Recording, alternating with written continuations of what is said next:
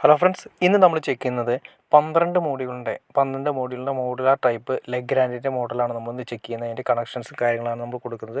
12 module എന്ന് ഉദ്ദേശിച്ചിട്ടുണ്ടെങ്കിൽ 12 one way സ്വിച്ചുകൾ നമുക്ക് കൊടുക്കാം. അപ്പോൾ നമ്മൾ റെഗുലേറ്റർ ഇടുന്ന സമയത്ത് 2 മോഡ്യൂളായിട്ട് കണക്ക് കൂട്ടും. അതുപോലെ തന്നെ DP സ്വിച്ച് വരുന്ന സമയത്ത് 2 മോഡ്യൂളായിട്ട് കണക്ക് കൂട്ടും. ഇതിപ്പോൾ നമുക്ക് നോക്കാം. വേണ്ട 3 അതായത് 2 വേ സ്വിച്ചുകൾ തന്നെ ഏകദേശം 3 ഏറ്റവും ഫ്രണ്ടിൽ തന്നെ വരുന്നുണ്ട്. അതായത് 2 വേ സ്വിച്ച് എന്ന് ഉദ്ദേശിച്ചിരിക്കുന്നത് അതായത് മാസ്റ്റർ കൺട്രോളിങ് വരുന്ന സ്വിച്ചുകളാണ്. അതായത് പുറത്തെ ലൈറ്റുകളൊക്കെ മാസ്റ്ററിൽ തെളിയുന്നുണ്ടെങ്കിൽ ആ ലൈറ്റുകളാണ് വരുന്നത്. അത് ഇൻവെർട്ടർ ഫേസ് ആണ് നമ്മൾ കൊടുത്തിരിക്കുന്നത്. പിന്നെ നമ്മൾ ഫാനിന് കൊടുത്തിട്ടുണ്ട് ഇൻവെർട്ടർ ഫേസ്.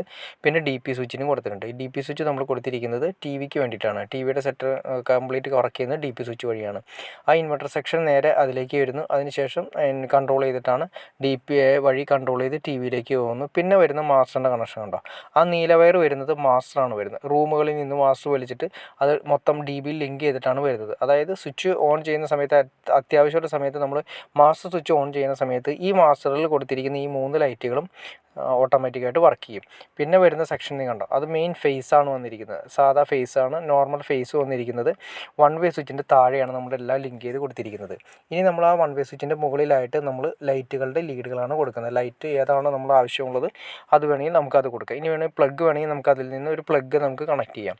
പിന്നെ വരുന്ന സെക്ഷൻ നോക്കുക, ഇൻവെർട്ടർ സെക്ഷൻ നേരത്തെ പറഞ്ഞ പോലെ തന്നെ നമ്മൾ റെഗുലേറ്ററിന് കൊടുത്തിട്ടുണ്ട്, ഫാനിന് കൊടുത്തിട്ടുണ്ട്. ഫാനിന് നമ്മൾ കൊടുത്തിരിക്കുന്നു. അതിനുശേഷം ഫാൻ്റെ റെഗുലേറ്ററിലേക്ക് കണക്ട് ചെയ്യുന്നു. അതിനുശേഷം ആ ഫാൻ്റെ റെഗുലേറ്ററിൽ നിന്ന് നമുക്ക് എവിടെയാണോ ഫാൻ്റെ ലീഡ് വരുന്നത് ആ ലീഡുകളിലേക്ക് നമ്മൾ റെഗുലേറ്റർ കണക്ട് ചെയ്യുന്നു. പിന്നെ വരുന്ന സെക്ഷനിൽ ഒരു വൺ വേ സ്വിച്ച് വരുന്നുണ്ട്. ഇതും ഇതുപോലെ തന്നെ നമുക്ക് ഏതെങ്കിലും ഒരു ലൈറ്റ് കാര്യങ്ങൾ വരുന്ന സെക്ഷനിലേക്ക് നമ്മൾ കണക്ട് ചെയ്യുന്നു. ഇതാണ് DP സ്വിച്ച് എന്ന് പറയുന്നത്. അതായത് DP സ്വിച്ച് നമ്മൾ TVക്ക് കൊടുക്കുന്നത് ന്യൂട്രും ഫേസും കട്ട് ചെയ്യുന്നതിന് വേണ്ടിയിട്ടാണ്. അതായത് DP നമ്മൾ ഓഫ് ചെയ്തിരുന്ന സമയത്ത് ന്യൂട്രും കട്ടാവും, ഫേസും കട്ടാവും. അപ്പോൾ ഏകദേശം നമ്മൾ അത്യാവശ്യം ഇടിവെട്ട് കാര്യങ്ങളിൽ നിന്ന് വളരെയധികം സംരക്ഷിക്കുന്നതിന് ഏറ്റവും അത്യാവശ്യമാണ്. അപ്പോൾ അതുകൊണ്ട് DP സ്വിച്ച് TVക്ക് കൊടുക്കുകയാണെങ്കിൽ ഏറ്റവും നല്ലതായിരിക്കും. പിന്നെ നമ്മൾ അതിൽ സെപ്പറേറ്റ് ഉണ്ട്, ന്യൂട്രും കറക്റ്റായിട്ട് ന്യൂട്രും സെപ്പറേറ്റ് കൊണ്ടുപോയിട്ടുണ്ട്.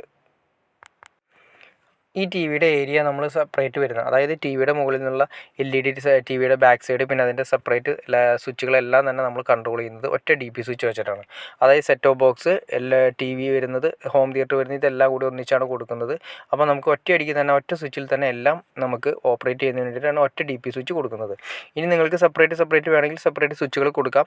ഏറ്റവും നല്ലത് DP സ്വിച്ചിൻ്റെ ആ സെക്ഷൻ, ആ TVയുടെ ഏരിയയിൽ വരുന്ന കംപ്ലീറ്റ് പ്ലഗ് സോക്കറ്റുകളെല്ലാം തന്നെ ഒറ്റ DP സ്വിച്ചിൽ കൊടുക്കുകയാണെങ്കിൽ ഏറ്റവും നല്ലതായിരിക്കും.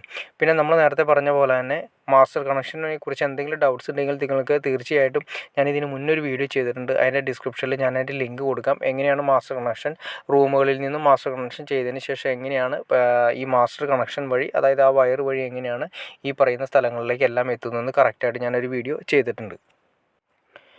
ഓക്കെ ഫ്രണ്ട്സ്, നിങ്ങൾക്ക് ഈ വീഡിയോ ഉപകാരപ്പെട്ടെന്ന് ഞാൻ വിചാരിക്കുന്നു. ഇനി എന്തെങ്കിലും ഡൗട്ട്സോ കാര്യങ്ങളോ ഉണ്ടെങ്കിൽ തീർച്ചയായിട്ടും കമൻറ്റ് ചെയ്യാനും മടിക്കരുത്. അതുപോലെ തന്നെ ഇഷ്ടപ്പെടുന്ന ആളുകളിലേക്ക് ഷെയർ ചെയ്യാനും മടിക്കരുത്, സബ്സ്ക്രൈബ് ചെയ്യാനും മടിക്കരുത്. ഓക്കെ ഫ്രണ്ട്സ്, അടുത്ത വീഡിയോയിൽ കാണുന്നവരെ ഓക്കെ.